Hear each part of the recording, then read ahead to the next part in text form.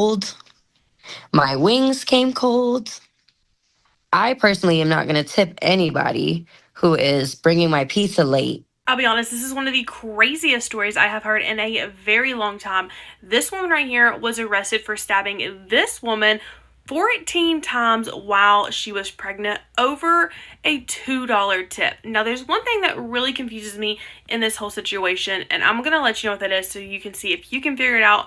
Now, this woman did an interview and told her entire side of the story that I'm going to play for you in just a second. It is about 6 to 8 minutes long.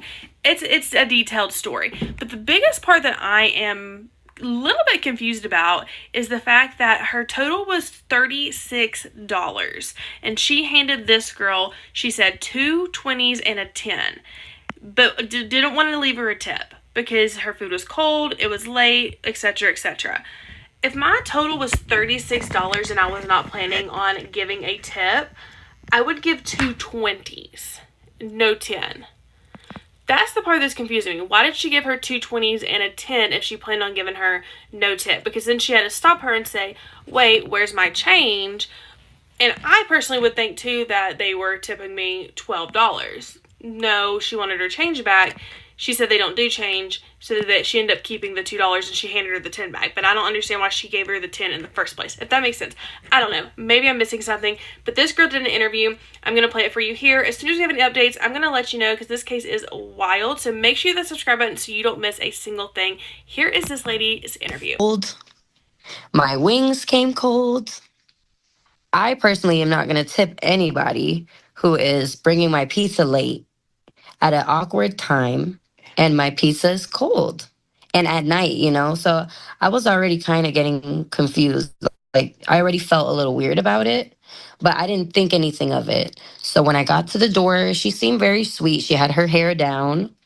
She didn't give me no hostile energy until I gave her the money to pay.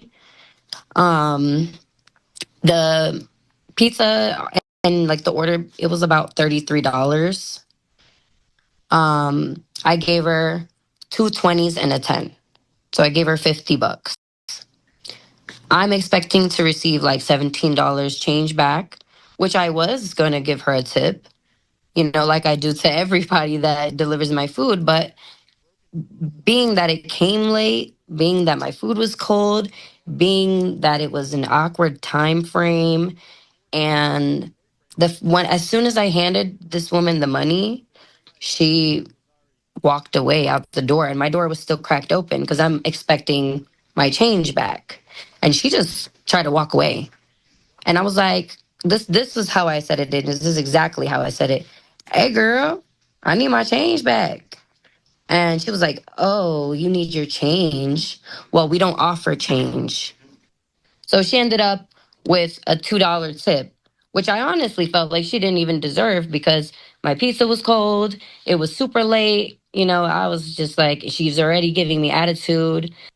About 30, 40 minutes later, we get a knock on the door, loud enough to wake us up from our sleep. So my boyfriend was like, "Oh, it's late. Don't open the door." But I wasn't thinking anything of it, because it's like I'm in a I don't know if they have, I've never had any altercations. I don't have any problems with anyone. I wasn't like fearing to open the door.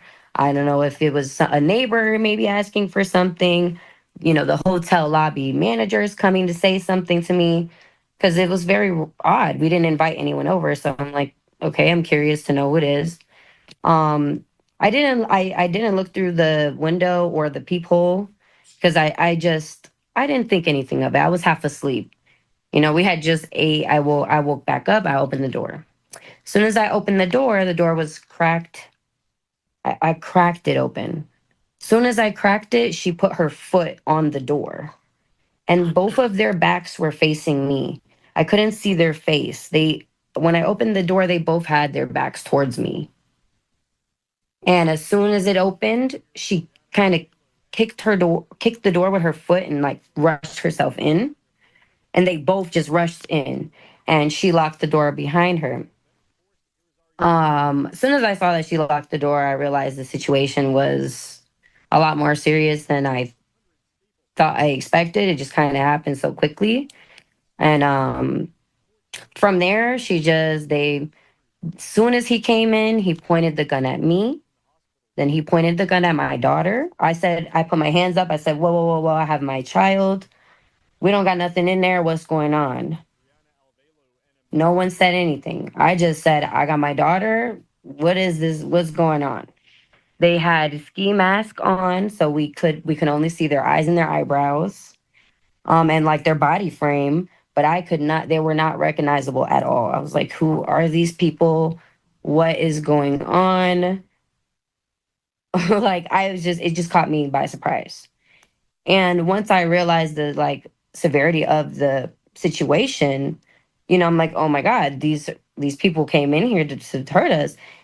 As soon as he came in, he pointed the gun at me. Then he pointed it to my daughter, and then quickly pointed it at my partner and told him that he needs to go into the restroom in the bathroom. He just complied, put his hands up and listened to the male, and he forced him into the bathroom where he put him in the tub. He told him to go stand in the bathtub, and I could not see him anymore. I was in between both beds with my child, and he forced my boyfriend into the bathroom, and he was holding him at gunpoint the entire time. So, and he was getting close to him, then he would back up, then back close to his head again, then back up. It was too much going on. So, and I'm thinking about my boyfriend, like if I react anyway, this guy may shoot my boyfriend in the head, and the situation just becomes 30 times worse. So I just was holding my daughter, telling her it's okay, everything's gonna be okay. It's all right, everything is fine. I'm holding over her, and next thing you know, I feel um, a big thud on my back. I honestly thought she hit me so hard, I thought it was a punch because you can hear like the air out of my back. And I turned around ready to defend myself. I pushed my daughter out the way onto the bed, and I told her to stay right there. And I turned around. And once I looked down on the floor, I was already bleeding all over the floor. So I realized really quickly that she didn't punch me, she stabbed me. So I'm like, she really stabbed me with this pocket knife right now, or I'm not sure if it was a pocket knife or a regular knife because it was like a foldable one. So I'm not exactly sure if it was a blade or a knife specifically, but it was pretty big and it definitely did a lot of damage to my body. I turned around some more and she just continued to stab me. She stabbed me again on my back. And after she stabbed me on my back the second time, that's when I felt a whole heap of blood just spew down my back. And I realized I had a huge gash on my back. And I just laid down on the bed and she just started slicing me, just going crazy, kind of just taking her, like she had it in the left hand. So she was just kind of like back swinging and just going crazy and just stabbing me.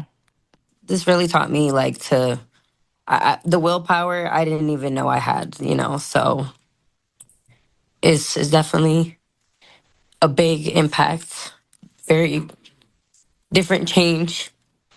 Um, it's pretty traumatic, you know, just to go through that, with my partner as well as my daughter seeing that whole thing. It kind of is pretty heartbreaking to me. It's just, I didn't want my 5-year old to see me um, go through that at all. And I never in my life thought that I would go through something like that.